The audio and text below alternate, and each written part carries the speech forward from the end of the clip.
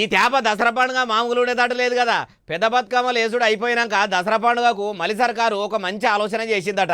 CM sir ఆ పండుగ నాడు ఏమన్నా కొత్త పథకం ముచ్చట గిట్లా చెప్తాడా ఎట్లా, లేకుంటే ఉన్న పథకాలే అమలు చేస్తారా అంటే ఆలస్యం ఎందుకు, అన్ని ముచ్చట్లు తెలుసుకుందాం పరి.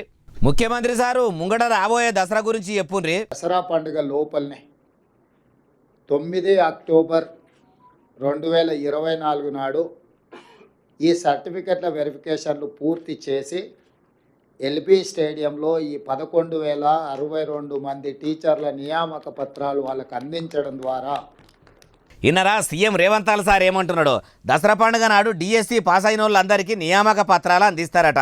పండుగ నాడు కొందరు కొడుకులు బిడ్డలు టీచర్లుగా ఇంటికి పోతే వాళ్ళ కుటుంబంలో ఉన్నోళ్లకు పట్టరానంత సంబరం ఉంటుంది కాబట్టి పండుగ నాడే ఆ కొలువులు ఇచ్చే పేరంటం పెట్టుకుందాము అనుకొచ్చిండు. నౌకర్లు వచ్చిన వాళ్ళకి ఇది తీయడి ముచ్చటే కానీ రానోళ్ళకి చేదు ముచ్చట.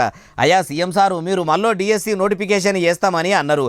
అప్పట్లో చాలా మంది డిఎస్సి నోటిఫికేషన్ రద్దు చేయాలి, చదువుకునేందుకు టైం తక్కువ ఉన్నదని సమరాలు కూడా చేసిండ్రు. మీరేమంటారు, మళ్ళీ నోటిఫికేషన్ వేస్తాము మీరు రంది పడొద్దు అని చెప్పిండ్రు కాబట్టి అది కూడా వేస్తారా అంటే అట్లా కూడా తతిమ స్టూడెంట్స్ కూడా సంబురపడతారు. మార్పు అంటే పురాగా తీసుకురావాలే కానీ ఇట్లా సగం సగం తీసుకొస్తే ఏం మంచిగా ఉంటుంది సారు. అట్లనే సర్కారు బడుల్లో కూడా సౌలతులు చక్కగా లేక అంతా సత్రోలు ఉన్నది.